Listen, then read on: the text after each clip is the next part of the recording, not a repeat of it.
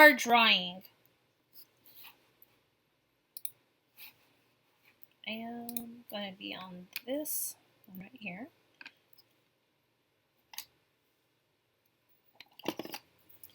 We are now going to start working on our pelvic bone.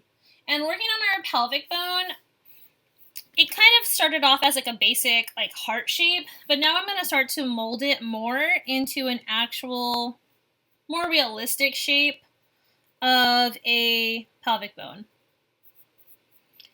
Connected with another bone back here.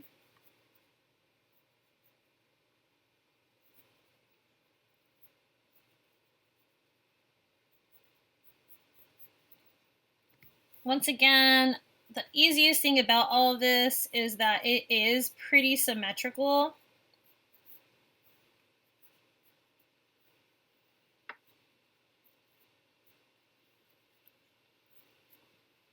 And then we have this piece that comes up and around and connects in front. So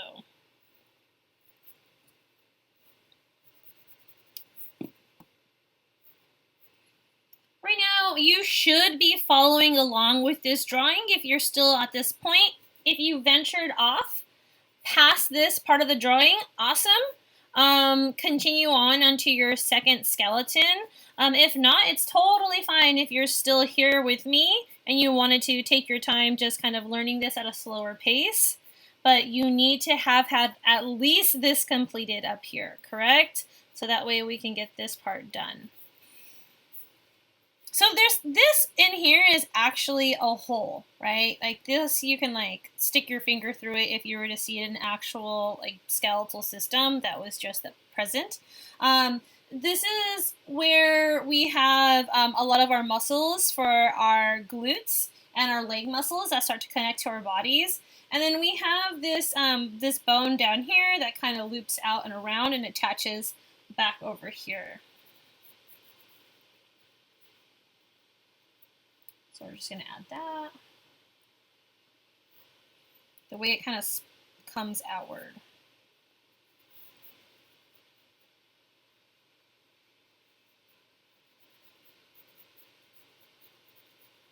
Okay, that is behind the other ones, right? Okay, now I'm going to start to draw in this large femur. So this is the ball joint that kind of connects in here. And it gets a little bit smaller, and then let me erase some of that.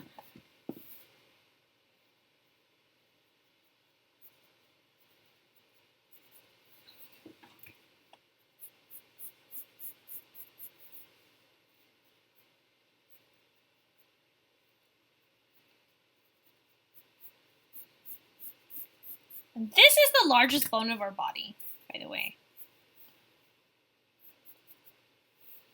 And it gets pretty big around the knee area. And then it's held together to our actual knee with lots of cartilage. And like we do have this like a little cap right here, the patella. You might have heard of that if you play sports. Sometimes people injure the patella pretty bad during sports. And then we're going to start to draw this front bone, which is the tibia, and it kind of meets out like a little Y,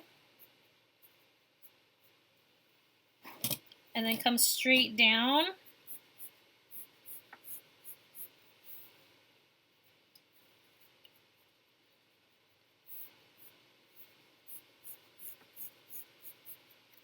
And then behind our tibia is our fibula. Another one of those bones. I feel like I might not be right about this, but I feel as if, you know, when people usually have like a compound fracture, right? That's like when it comes out of the skin. It's usually this one that breaks, but this one breaks down here a lot in the ankle bone. The only reason why I know that is because of roller derby and having seen a lot of people break their ankles. Scary stuff. All right, so here we have our largest bone, which is our femur, our tibia, our fibula, and I'm going to go ahead and come back up here, and we're going to get our ulna and our radius drawn out as well. So the ulna and the radius are the ones that actually help us move our wrists back and forth, right? Our rotating bones. And they're very similar to this tibia, fibula, how they connect up here. So over here we have, once again, quite a bit of cartilage that helps us connect our bones together. I feel like this one's a little bit larger on the top. And then we have that other little bone that's a little bit smaller up here. And gets a little bit bigger to where it meets down here on our wrist area. So there's two bones there, right? We have radius and ulna. And then we have a ton of little bones in our hands and in our, basically in our hands. Same thing with our feet, okay? Now, when you're drawing this on such a tiny scale, I'm not going to expect you all to draw out every single little bone. I know it will be like too much work. So it's okay if we make it up a little bit for this purpose of drawing a smaller skeleton on a sheet of paper, okay? And for those reasons, like, I'm going to allow for it to just be, not 100%. But if you were to draw this up close and, like, your drawing was that of a hand, then I would expect you to have much more of an anatomically correct hand. Okay. So this is how I would approach drawing this. If I have my hand facing outward, I might start off with some of these little bones. The carpals, right? Carpal tunnel. I don't know if you've heard of that. There's a few little bones in here. I just sharpened my pencil. I figured I would need a nice sharp pencil. Then I might draw a little thumb bone over here. And the other little part of a thumb. Okay, because I know my thumb has two joints. So 1, 2. And then this next one, right? Your pointing finger. So what I'm going to do first is I'm going to draw the pieces that are in here. So there's 4. And I'm going to draw them like little ovals for now, just because this is really tiny stuff, and I want to make sure they all fit. I'm sure my pinky one's a little bit shorter than the others. So here we have that, and then I know I have some little knuckles. Draw my little knuckles in. Right now it looks like I have really short fingers, but I'm going to go ahead and, add the rest of my phalanges in.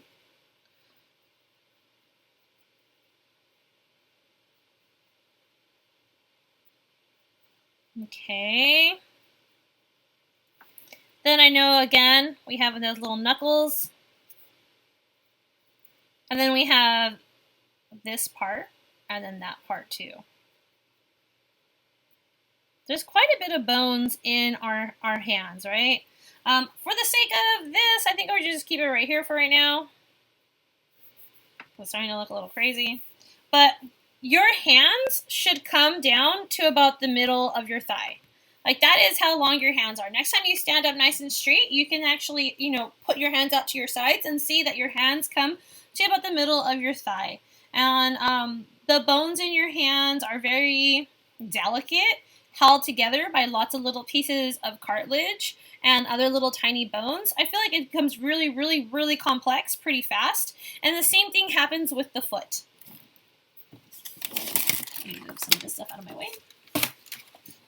Okay, so when it comes to our feet, and especially because of this view that we have, we're not going to be able to draw every single little beautiful aspect of your foot into this drawing.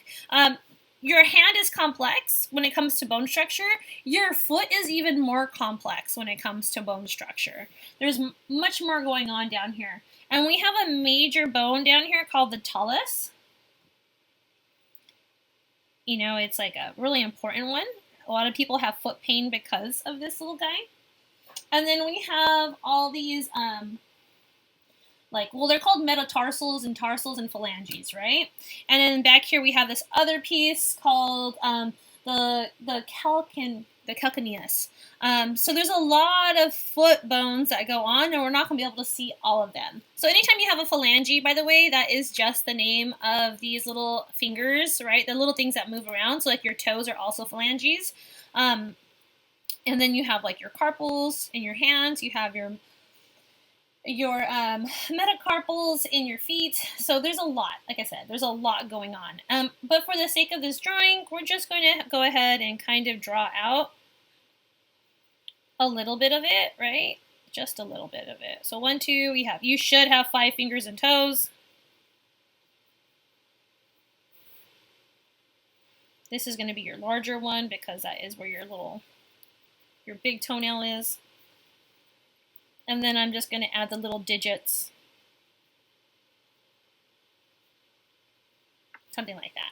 All right, keeping it simple, kind of indicating that we have these little toe pieces in here. And then I would do the same exact thing I did on this side, on this opposite side.